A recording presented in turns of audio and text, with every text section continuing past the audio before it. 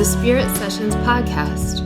I'm your guide, Katie Silcox, bringing you your weekly self-love soundbite. Join us, where I'll help you find your true spiritual home, where every single aspect of you is holy ground, holy ground, holy ground, holy ground.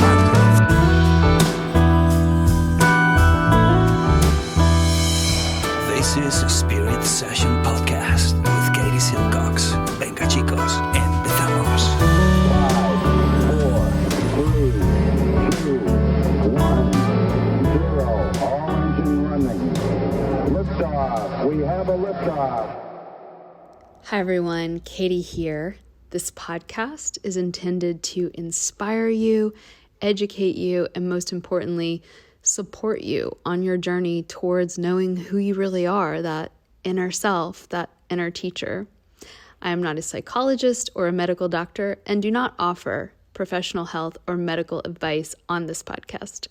If you are suffering from any kind of psychological or medical issue, please do the right thing and seek help from your qualified health professional. Hey everyone, you are in for such a huge treat. This is one of my favorite recordings that we did last year.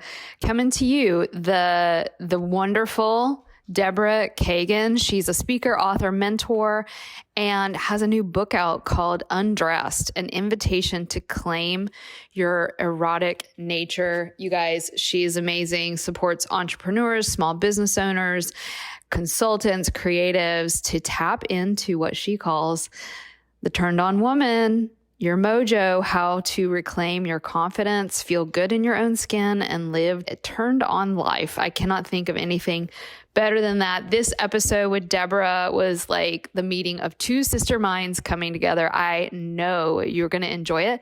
And please check out the link in our show notes for her book, Undressed. All right, ladies, hold on to your hats. We have an amazing guest with us here today. Deborah Kagan is here. She is this unbelievable soul sister, written a new book called Undressed. We're going to dive into a lot of these concepts. But before we started the podcast, we were just talking about how we encountered one another's books and work and felt just a lot of synergy. And we have a lot to do today. I want to get really strategic here, Deborah. Tell us how you got interested in the topic of what you call mojo. Give us a little intro into your background and how it led you to the importance of an erotic life. You know, I love this question always because it's like when you're 7, you don't wake up and go, ooh, I want to be a mojo recovery specialist, right? It's like it wasn't on the career list at career day at school.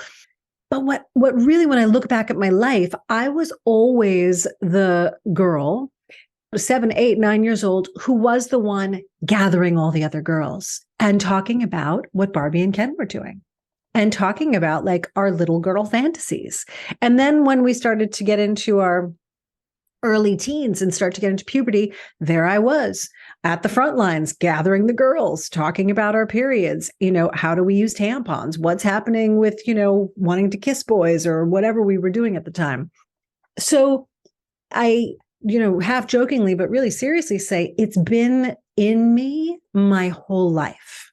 The way that it became an actual professional career, though, was really based on the feeling that I had after I ended a marriage over 20 some odd years ago at this point, 25, a long time ago, where I felt like, where is my mojo? Where is that life force? Where is that verb, that spark, that aliveness that I felt? And it felt like it was gone. And so at that moment, I dedicated my own personal life to discovering, what does it mean to be a woman who is deeply comfortable in her own skin? What does that mean? What does it take? What are the tools? Are there practices? Is there a mindset to it? And I went on a deep dive. And ultimately, what happened was other women started to say, what's going on with you? I already had a business in the metaphysical field. I had a very kind of thriving feng shui consulting business. I was one of the first consultants in the Los Angeles area. People thought I was crazy when I started that business because I had worked in a very kind of Even in Los Angeles, they thought you were. well, it was, but you got to remember, it was like Los Angeles in 1996. I see. Okay. Right. And so, and I was working as a producer in the film business. I had a great job, and everyone was like, "You're going to do what? Feng Hu? Is that a new Chinese restaurant?" Like nobody knew what it was. So, this isn't the most linear way of sharing the story. However, that's the feminine flow, the nonlinear, as we know. So people knew me as this Deborah the feng shui consultant.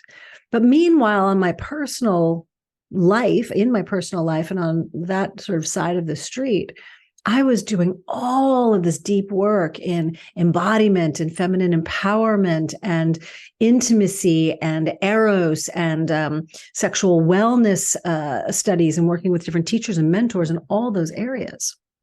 But the real turning point of when it became unavoidable, it was unavoidable, because I think I was trying to avoid this for a while for whatever reasons. I attended an event in New Orleans. I'm sure you know about the Vagina Monologues. And Eve Ensler, who's V is her name now, formerly Eve Ensler, who's the author of that. I had been following her for 10 years, and there was the 10th anniversary of the V-Day campaign, which is the global campaign to end violence against women and girls. That's part of my background, my history. I grew up in a home of domestic violence, and the first time I had sex, I was raped. So it's a very, it's a cause near and dear to my heart. And I walked into the Superdome. I was at the huge New Orleans Superdome, entrance decorated like a big vulva, which is fantastic. So I was like, we're walking into the Mother Dome. And I felt this beam me up Scotty moment, right? Literally, it was like as if energy was it stopped me in my tracks. I heard a vibration. I almost physically couldn't move. And then I get what I call shoves from above, these real undeniable messages. And I looked up, and all I heard was, "It's time to get up off your ass and do the work with women." I said, "I don't know what you want me to do, and I'm listening." And I came home from that event, sat with a girlfriend at a cafe out here in Santa Monica, California. And I said, "Oh my gosh, I've got it. I'm going to start a women's group out of my living room, and I'm going to call it the Pussy Power Posse." So that's what happened. And that's how it became. It just started as this space for women to get together, to have a safe place to talk about our bodies, to talk about intimate relating, to talk about the things that we really all want to talk about. And yet at that time, because we're now going 15 years ago, it still wasn't, there weren't a lot of women's circles in public or outward facing that were talking about these things. And so it grew out of my living room.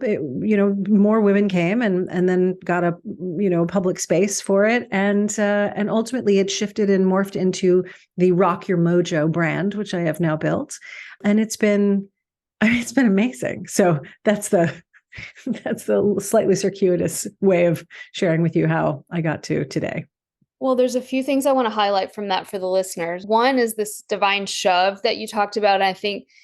And then this other thing of Dharma, like this calling, this destiny. And I think sometimes, it's super clear from sitting with you, this really clear stream that some of us are blessed to get. Mm-hmm. And then others of us maybe are still cloudy on what that looks like, and just what a gift it is to be able to even have the clarity around where you want to put your attention.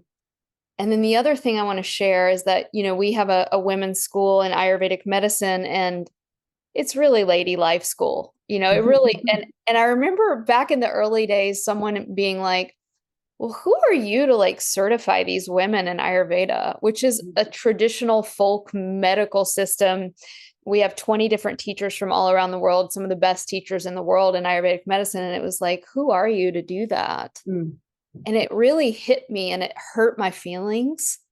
And I went to bed that night and I had a dream. And in the dream, I saw, you'll know Shiva Ray because you live in Santa Monica. Shiva Ray, and Shiva was very much, I was in the yoga industry for over a decade. And Shiva Ray came to me and she was like, the thing that gives you permission is your pussy. Yes. Yes. Love So it. let's go there. So it's true. And by the way, that's one of the reasons I was attracted to Shiva. She was one of the very first yoga retreats I ever went on, and I went to Hawaii with her, 25 years ago. Anyway, I love Shiva. Yeah. Yeah, she holds a lot of that Shakti. So, yes. And then the second thing I wanted to say before I want you to talk to us about what is the sacred mojo. The second thing I wanted to say, Deborah, is when we talk about sex in Ayurveda school, the room energy changes. Yes. It's like everyone that went to sleep in class wakes up. Mm-hmm.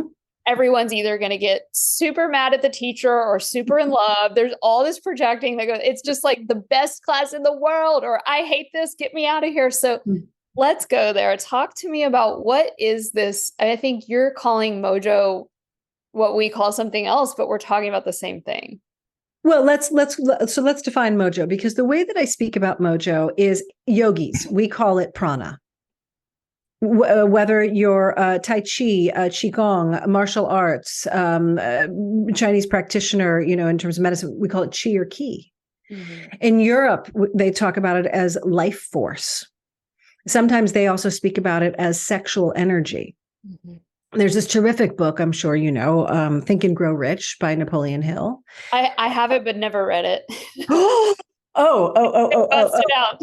So bust it out only because, look, the title, it's so bad, right? The title's so bad, but it was written in 1926 or early 100 years ago.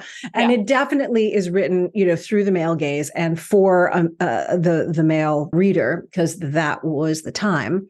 So I've gone through my book and I actually have written in she throughout the whole thing, because every time I read it early on, it was bothering me. So I would say she, he, and anyway, there's a whole chapter dedicated, he calls it, to sex transmutation. And this is the transmutation of sexual energy. It's not talking about actual sex. And the line in there, he says, those who lack, I say mojo, but those who lack the sex energy will never be enthusiastic nor inspire others with enthusiasm. And this is mojo. It is the life force. It is the energy that is pulsing through everything, through the universe. It's what the physicists in the early 60s, Peter Higgs, discovered what's called the Higgs boson. They nicknamed it the God particle. And they discovered this piece of the energy that is responsible for moving all of the other energy in life. Well, metaphysicians knew about this and spiritualists knew about this for thousands and thousands and thousands and thousands of years. Like, this is not new news. The good thing is, and what I constantly say is, I'm so glad science has, kind of caught up in a way and has the technology to be able to now prove this, right? So mojo is, and the way I think about it, is your life force. You're born with it. It never goes away. What happens is, and what all the women who come to work with me are saying is, I feel like I just lost my mojo. And I get that, because that's what I felt like too. You haven't lost it. It's like a volume dial. I think the old school, because I was around in the 70s. And so I think about those stereos with like the big old school stereo knobs. And that, your mojo volume does rise and fall. And that depends upon what's going on in your world. Who are you hanging out with? What are you eating? How's your quality of sleep, right? Who are you having sex with? Who are you not having sex with? Are you connected to your body? Are you even saying hello to your power center where all your mojo lives, right? So there are multiple factors to how vibrant and how fluid and how alive your mojo is or not on any given day. So getting back to, why do people get so kind of riled up when we talk about sex? Because sex is interwoven. You cannot really take all of the mojo or all of the sex energy away from sex.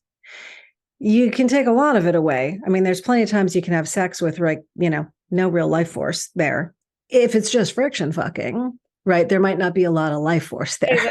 Wait, Deborah, did you say friction fucking? Yeah. I love you. Oh my God, this is going to be my favorite podcast. I mean, so true. It's such an apt verbiage. Right. I mean, what did we say? Like in high school when you were, Necking? No, when you're on top of each other with your clothes on and, you're basically. Dry humping. Dry humping. Thank you. Right. So, but still there are people that are basically dry humping, but actually having sex. Mm-hmm. So that's what I call friction fucking. Like there's no soul there. There's no life force present. There's no sense of true sensuality where there's a consciousness connected to what's going on with the physical actions in the physical body, right? So people get riled up and alive and activated when you start talking about sex inherently because sexual energy is present. You cannot really, again, fully separate. I mean, even with friction fucking, there's a little bit of, life force there. But so you can't totally separate those two things, which is why it gets so activated. And the other reason I think that it gets so activated is because while there are many more conversations, and thank goodness you're here having the conversations, and, and there's a larger community in the world now where we can talk about these things.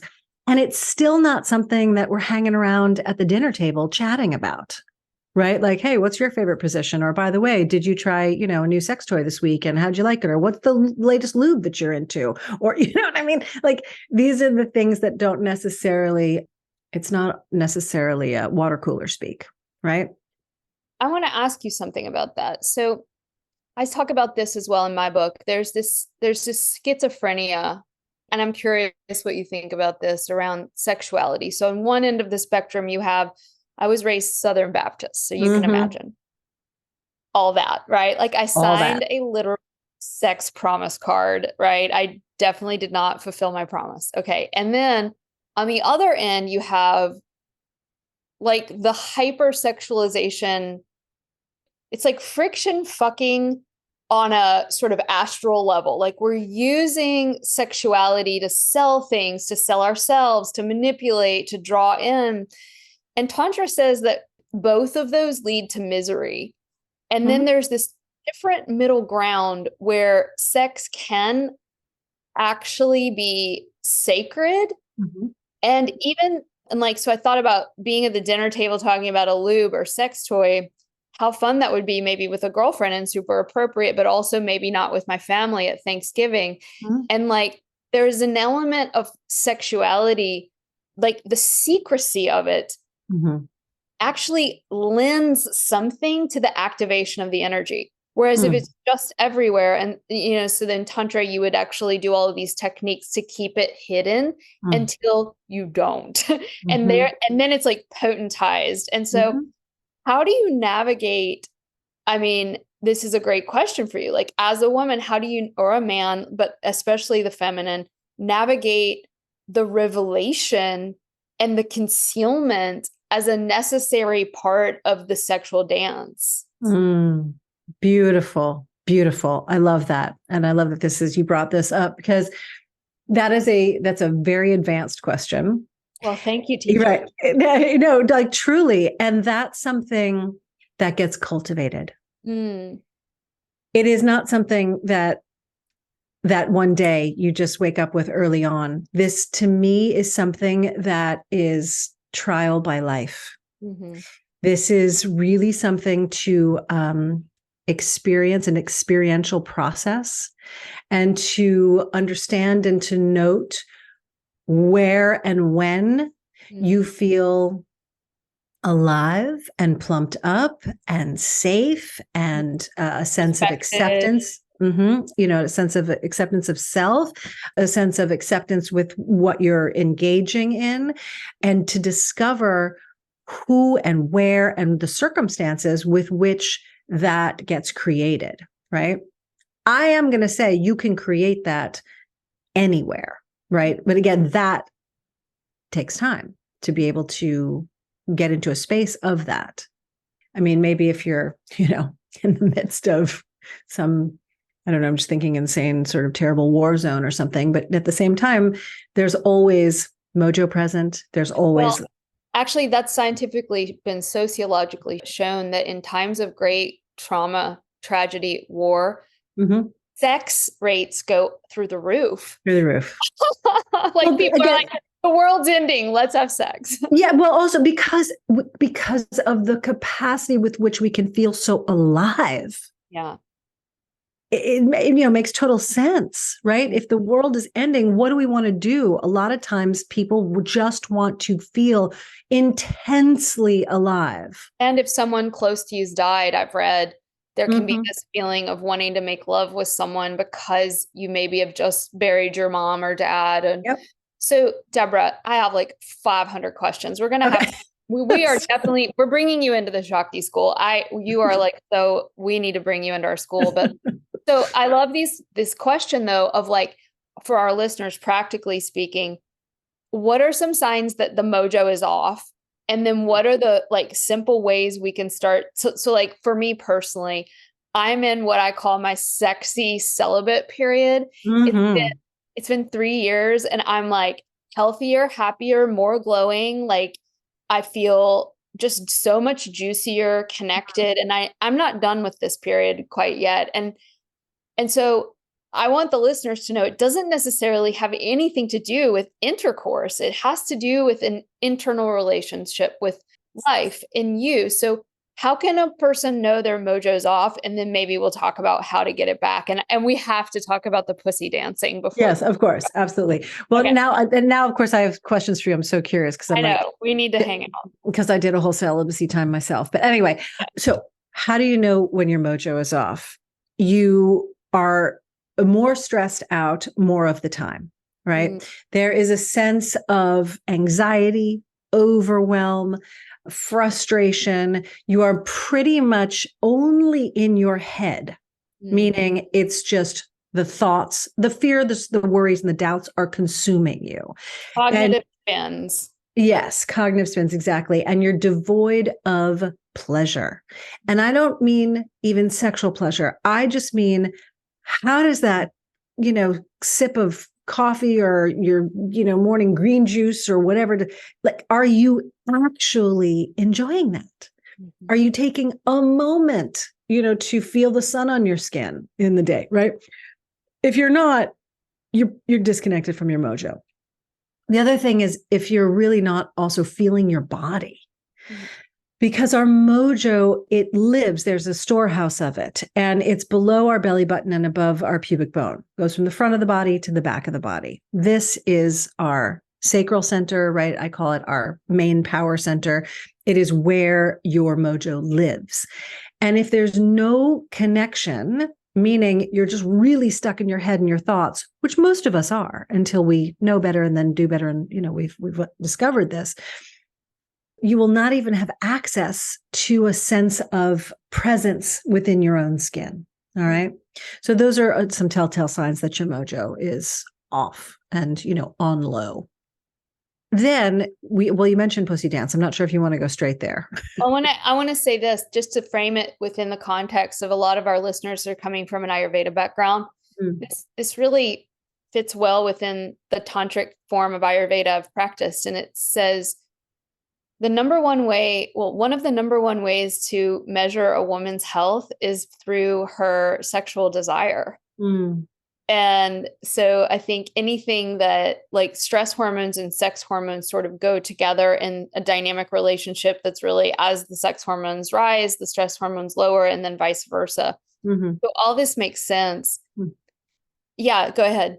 And I love that you brought that up too, because I went into early perimenopause in my 30s, which I healed from. But this was the beginning of really me taking all of the work that I now do very seriously for myself, right? And this was like the genesis of it. And I was definitely devoid and disconnected from my mojo at that time. And so our body, in terms of our physiology and our biology, when we have separated, and it could be for good reasons, right? Again, traumas of any kind, you know, if you've gone through any sort of traumas or assault, you don't really want to hang out in your body. And the other thing Ayurveda says is that the mojo goes when a woman, quote, is with a man. And of course, this can be, you know, lesbian, gay relationships, but when a woman is with a man who, quote, doesn't suit her. Yes. Like, take that to any level, you know? Totally. Well, yes, because now we're getting into, I mean, there's the phrase, you know, energy vampiring. And so when people are just kind of like sucking off your energy, and of course, the access to our mojo, yes, it's our pussy. It increases. Right. But so when you give somebody access to that part of you, you are opening the doorway. Oh God, you're speaking my language. Yes. Yeah. So yeah. And, you know, and look, and the other thing I wanted to say also is because you were talking about like sort of hyper sexualization. Exactly. You get all these 20-year-olds who are like, oh, I'm so connected to my sexuality. And then 5 months later, they're devastated because they've slept with all these men who've made them feel horrible. Like, and I'm like, no, guys, like, it's not just having sex with everyone that means you're empowered. Right. And a lot of times hypersexuality, it's a symptom from when someone was abused. Yeah, exactly. Right. So a lot of times you can close up and hide but another way, and that's very common, which frankly is, you know, what I did in my younger years, was that hypersexualized, because you're like, okay, now I'm going to just, you know, use this out there. Or this is the way I feel like maybe I'll get loved. This is the way, right? So you have, it's, you know, it's very nuanced. Mm-hmm. It's very nuanced. And, you know, it could just be, hey, because I want to be super cool or something like that. It has nothing to do with trauma. Crucial for women like ourselves who are a little older to bring women who are younger into this women's wisdom without shaming them, right? And like, but at the same time, in an effort not to shame anyone and make everyone feel loved and comfortable, everything goes also doesn't work, because that's not taking care of these women, right? And so one of the things I'm really trying to do in Shakti school is say, there is a reason why our ancient foremothers from every spiritual tradition on the planet have told women specifically with wombs, hey, you are the gatekeeper and guardian of the sacred life force. And it's an honor, right? It's not like what I grew up with. Like, in some ways, my Baptist upbringing got it right, and then they got it super wrong. But like, do you know what I'm trying to say, Deborah? Like, don't throw the baby out with the bathwater, because hypersexualization definitely leads to energy imbalance. Yeah. And it is using your own sexual energy, your own sexuality, your own sense of pleasure in a way that is fulfilling and cultivating of your spirit, your soul, and also your physiology, right? So I'm loving this. Yes. Yeah. I need this talk, and I'm so excited. And so in terms of, if you're taking time and if you're like, you know what, okay, I'm going to be more discerning with who I spend time with sexually, so on and so forth, which I think you should be anyway, because energy is currency, right? So if we're hanging out, well, if we're hanging out with some, you know, just sort of low vibration, and it's not, I want to also be really clear. I don't believe in bad and good, right? Or that kind of binary. What I do know, at least from my experience thus far in life, is that everything is energy, and that energy does vibrate at different levels and different rates. So if you're hanging around a certain vibration for a long enough period of time, or you're intermingling in an intimate way with a certain vibration, it will affect you. It will affect your personal vibration. I want everyone to highlight that. So I want to just provide the tantric karmic element. In ancient tantra, it says, be careful who you have sex with. You will become like them.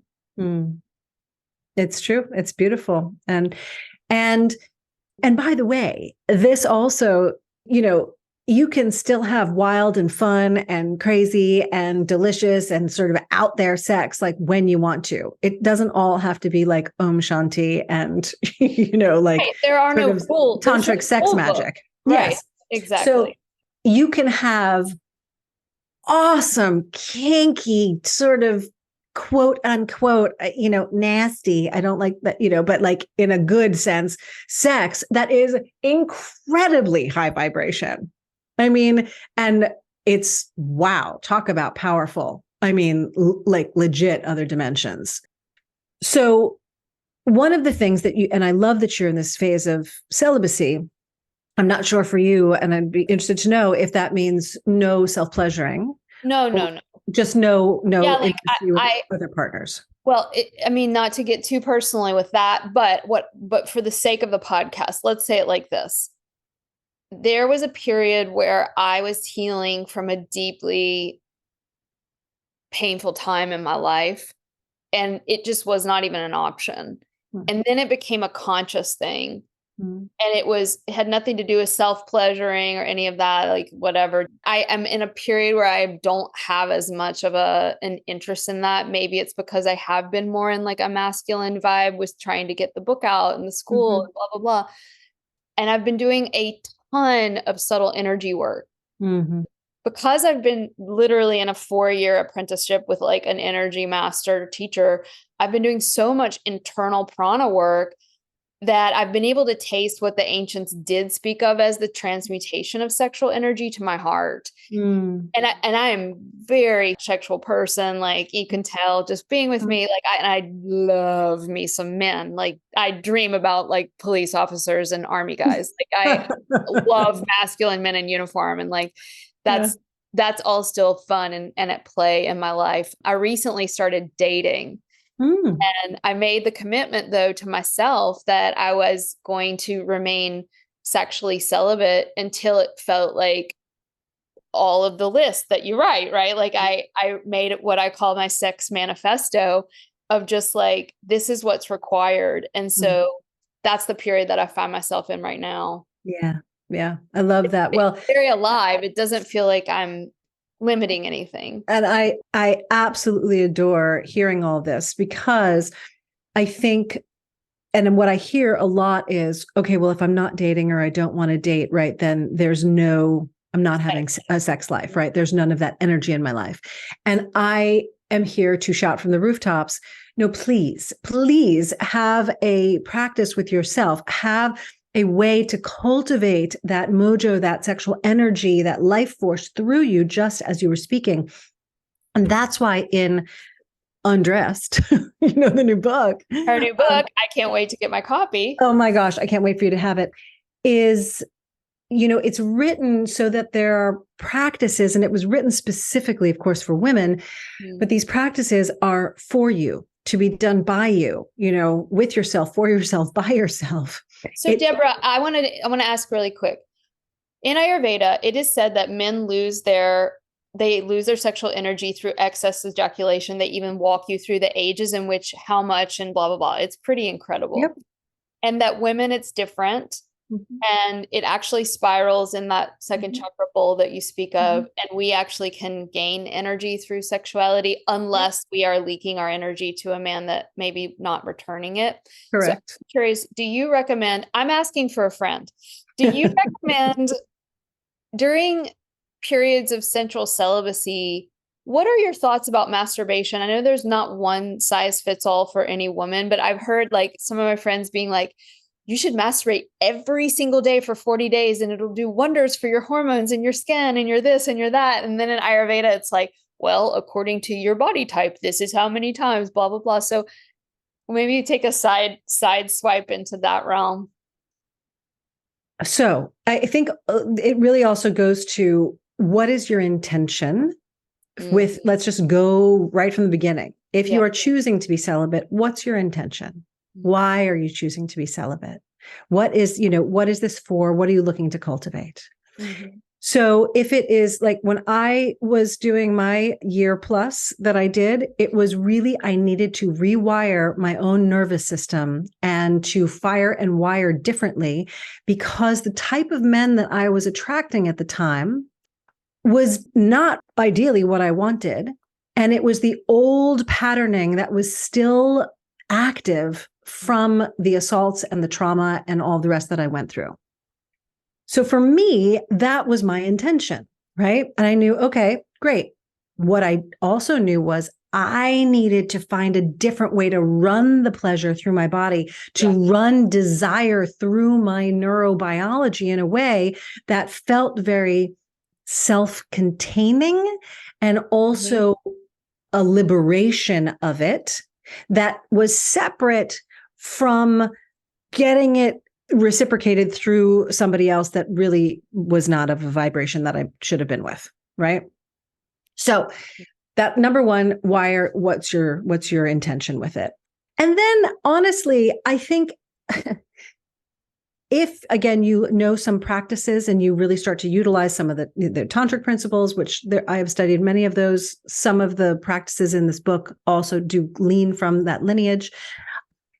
If you know how to move and to regulate the sexual energy and start to channel it back up and spiral it up through your own system, have at it. Go for it every day. Great. But if that's not where you're at in your journey right now, and if that's not what you've been, practicing, you can then just be self-pleasuring and masturbating and dumping the energy out, which is going to leave you depleted, exhausted, sad, and lonely. And like another thing about that like it's so important what you just said. Like, are you using it as a way of transmitting, transferring, moving, clearing, channeling prana, hopefully healing? Or is it another way to avoid the feelings that you don't want to be having? Exactly. Or is it a way to avoid intimacy also, So again, there's no right or wrong. I'm always going to ask you, why? What's your intention? Really? Because once we understand what it is that are desiring, what it is we're looking to create and cultivate, now we can move forward with a lot more mojo, which means a lot more power versus our force, right? Instead of trying to force something to happen, we're actually being in our power. And that makes a huge, huge difference. Okay. So we need to hear about this pussy dancing. Oh, it's so good. So the book is written, Undressed, an invitation to claim your erotic nature. Also, a total download. It's kind of been hanging around me for really 10 years. This book has been making its way into the world. Ultimately, once I understood the structure, which is 7 sections based on our 7 power centers, of course, your community knows the chakras. And in each of the sections, you'll learn the overview of that power center, when it's in harmony, when it's in disharmony. Because again, just like, hey, is my mojo off? Is it on? How do I know? To have awareness over whatever it is that, we're looking to create in our lives also is a total game changer, because without the awareness, you don't know where to start. You don't know where to look, what to do, what tool's going to help. So the beginning of every section of the book starts with the awareness of how you know what's going on with this specific power center. Then there's a little sort of, I call it a get you in the mood, amuse-bouche memoir piece. It's a memoir story. It's an erotica story. And I've never been this vulnerable, frankly. I've always been very vulnerable. And yet this is the most vulnerable I've been, because these memoir pieces are about an experience I had with a lover. And so there's 6 different stories with six different lovers. And the 7th story is an experience I had with self-pleasuring. So each section has that to kind of get you in the mood. And then it's your turn. And your turn is where I walk you through a sexual practice and a spiritual practice to cultivate, awaken, really hone the energetics and the aliveness of each of those power centers. So the pussy dancing is with our 3rd power center. This is our solar plexus. This is our sense of self-confidence. This is our sense of being seen and alive in the world. And, the lack of shame about who we are. And would you ask women about if they've looked at their vulvas? Is this something that comes up? We haven't, we don't do it as a formal practice, but I've definitely seen it in movies. Yeah. So I just ask, right? It's not something, we don't necessarily sit around in a room and do this together. Although there was like a Hollywood movie where it was the room of women. Yeah. I'm all for that. Like, oh God. I'm all for that. I always say, hey, go back and, into your room when I do my events or workshops or retreats or whatever. I'm like, all right, go back to your rooms, ladies, But most women are not familiar with what's going on with their vulvas or their vaginas, or what color is it, or what shape is it, or how does it look, and how do you know the health of yourself?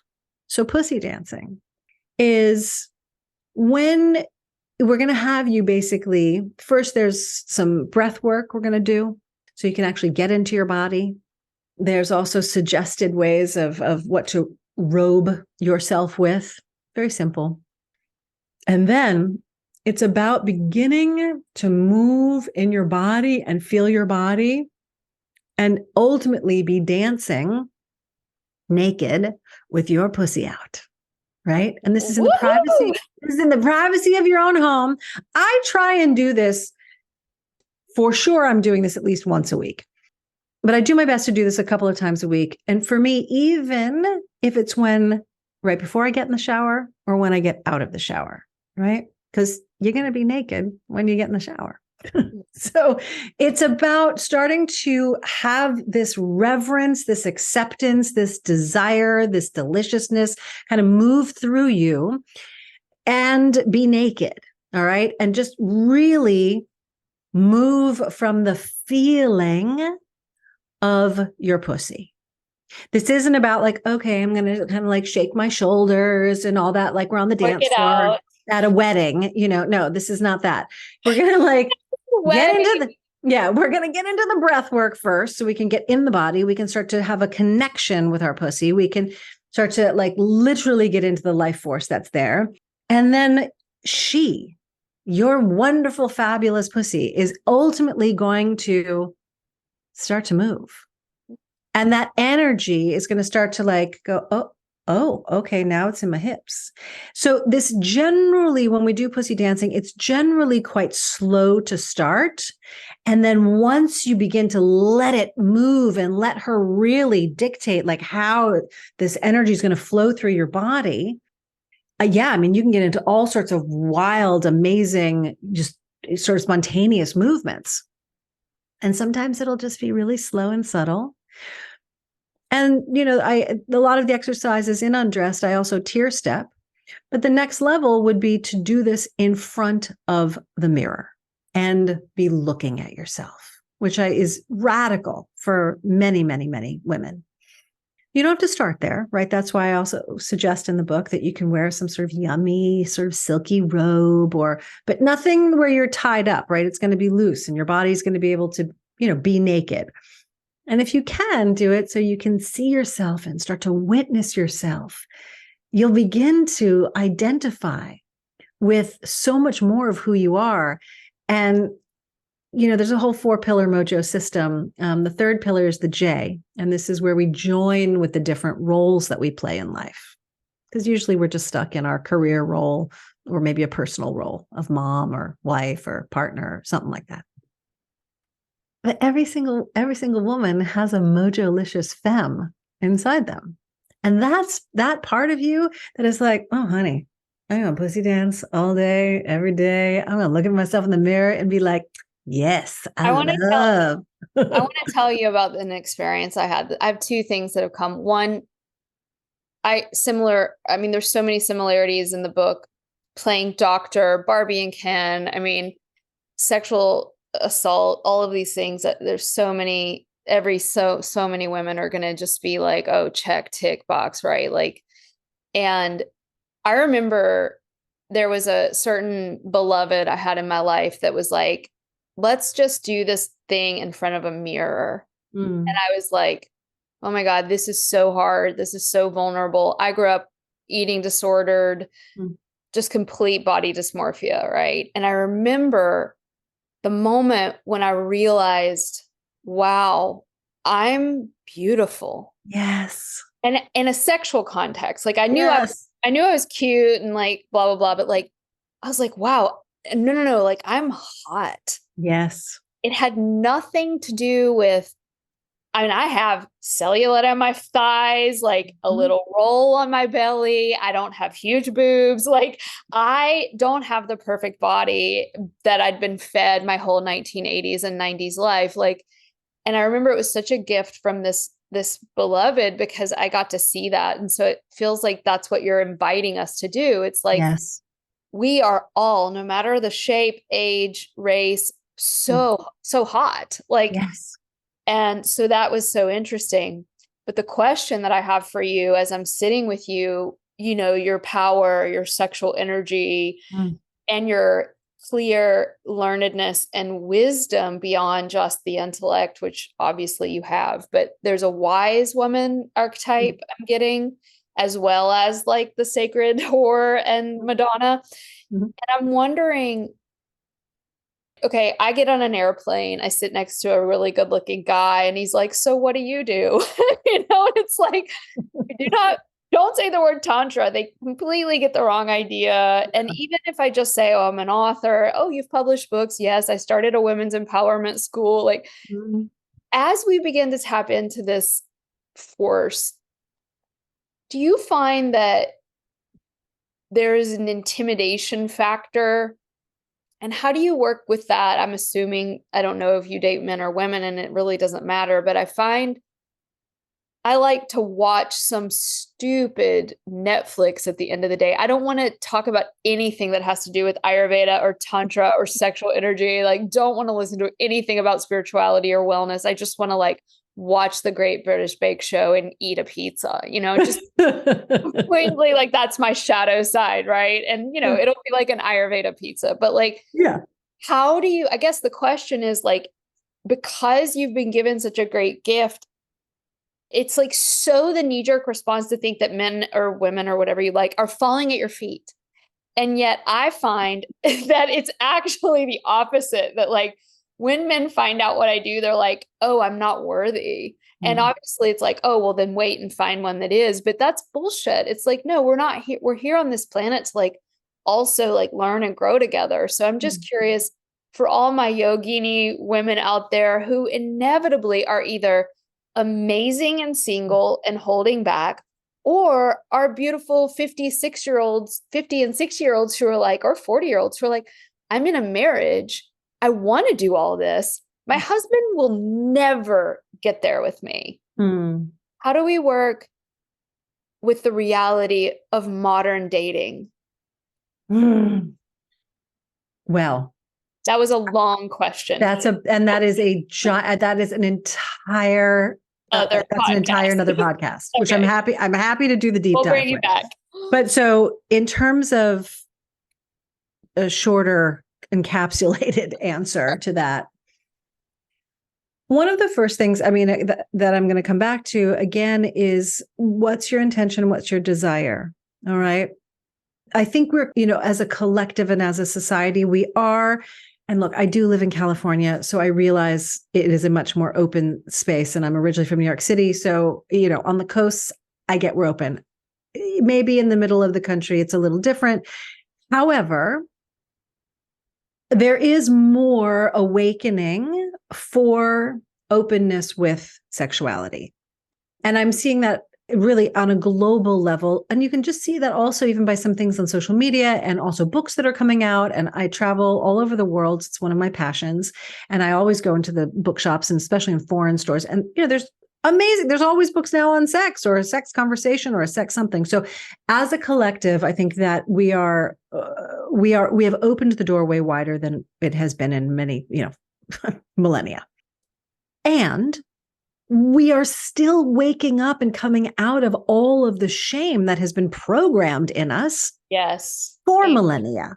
Amen. And I say that because I think that there is not enough spoken about the value of having a lover or lovers.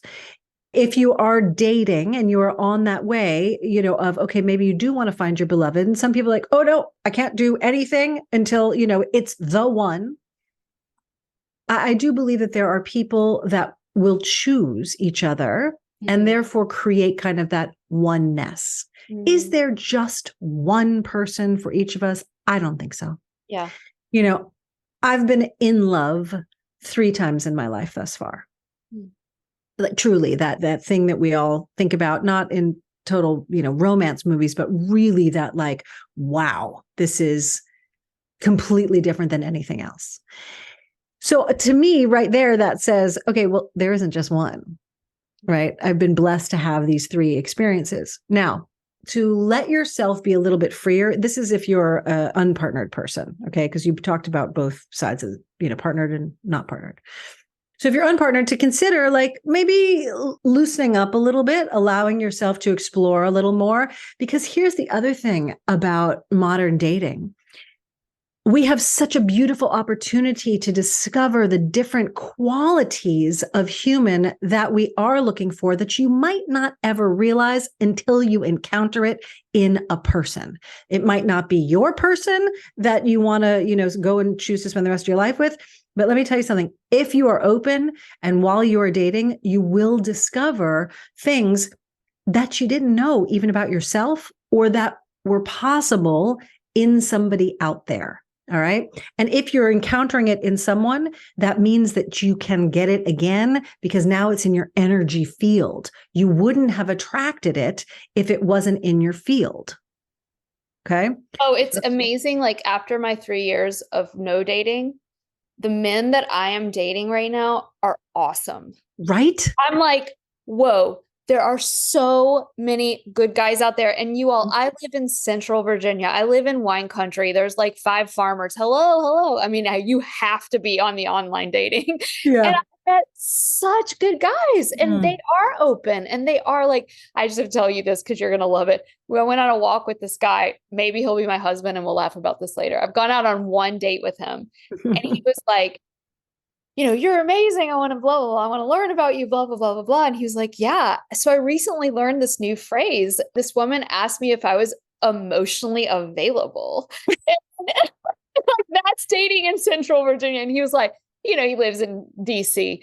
And and I had no idea what she meant. And so I've been like learning about this thing, emotionally available. And I'm just like, your heart just opens. Like the fact that he would be like, sure, I'll be emotional. Let's do it. Like, I love it. Oh my gosh. I love that. Well, I love that you brought that up also because for those you were saying, hey, what about the women who are married? And they're like, oh, my husbands will never do this. Yeah. And hang on a second. Okay. Because you don't know. You've been married to this person and with this person for however long you might have been with them, but you got to get that you also then are holding on to what is called an already always listening of that person. Already always. Right. So it's like, oh, they're just, they're too practical. They're too science minded. They'll never meditate with me. They're just exactly. Yeah. Or they'll never start to do breath work with me before we have sex. So do you really know that? Have you asked? Have you kind of made it playful? Have you made an invitation that is a true invitation instead of a demand? I'm not saying, ladies, that those of you who've been partnered for a long time, that you're wrong, but I'm also just wanting to push the envelope a little bit here to say, hey, have you actually explored in a different way with your partner? Because people constantly surprise us, and they constantly surprise us on kind of a nice side of the street and a not so nice side of the street. For those women who are amazing women who are partnered and want to go deeper, create some other avenues to be able to potentially do that with your partner. If it's specifically intimacy, I don't suggest obviously that you're going out of your partnership. And I've had numerous, more than dozens, of women who have come to my mentorship program and gone, through work with me where they have just done the mojo work on themselves. They have started to cultivate their energy in a different way. And guess what? Is their husband in a men's group? No. Is their husband, taking like yoga now? No. Are they taking tantra classes? No. But what happens is, thank God, they're feeling the difference of what's going on with their woman. Yeah. And now they're open. And a lot of women are like, I'm so excited, by the way, for Deborah's new book. We're all going to run and buy this. And Deborah, I'm already like writing the email to you. We're going to invite you into the Shakti school. Like, we need to get you in front of all of our ladies, but we get the feedback too. And I've heard it in my own mind. why do I have to be the one to initiate breathwork? Why do I have to be the one to consecrate our lovemaking and do blah, blah, blah, blah, blah? And what I want to say to you is, what an honor. Yeah. And again, we're in that tricky realm of like women and men, but I'm sorry, for thousands of years, women have been the holders of the pranic information. It's like a gift, right? And it can feel sometimes like a burden, like, well, I got to get him to do this, and he needs to do it on his own. But it's also, if you've got that level of trust and he is loving you and showing up for you and respecting you, even if it just means taking out the trash or paying the bills, like some form of helping out in an equal-ish way. Yeah. It's the greatest honor to help these freaking dudes that are in so much freeze and shutdown to just open their heart the teeniest, tiniest amount. And I guess I'm putting it out there that I'm ready. Yes, I love that. And also you're speaking to the fact that, look, we are built and wired differently. Guess who has the clitoris? Hello. Okay. So, the only reason that exists is for pleasure. That's it. Nothing else, right? 8,000-ish nerve endings in this one nub, no purpose except for pleasure. We have that. We're wired that way. And and I love that you said, yes, we are the prana holders. And there have been plenty of times where I'm like, I can't believe that I have to be the one to do it, because I believe I've been around for many, many, many, many, many lifetimes, and it feels exhausting. I'm just like, really? I still have to do this shit? I'm still the oldest one in the room. Right. I'm exhausted, but okay, here we go again. And it is an honor and it is a privilege, I think, to be able to have the reverence of the way that we are built and the fact that, that we have this wiring in our systems makes a direct access to the energy, to the mojo, to the prana in a completely different way. And so for us to carry that flame forward, whether it's, with self-practice for ourselves, or when we choose to combine with others, either way that we have that, it's so brilliant that here we are getting to practice, getting to cultivate, getting to share in only the ways that we can. Deborah, I'm so excited for your new book. Thank Undressed. you. Me too. I am so excited for you to be a part of Shakti School. And this is not our last conversation. I feel like it's an initiation. It's so fun to meet a spirit sister. Your new book is out. Oh, Deborah, what a light. Thank you so much for your work in the world. And I'm so excited to dig deeper into the book. You all make sure to check out Deborah's new book, Undressed. Thank you, Deborah, for being on Spirit. So good to be with you. A big special thanks to Kevin Carlisle of Goodbye Gemini, who wrote this beautiful podcast music, and to DJ Juan Pablo Jimenez in southern Spain for mixing it and making it magic.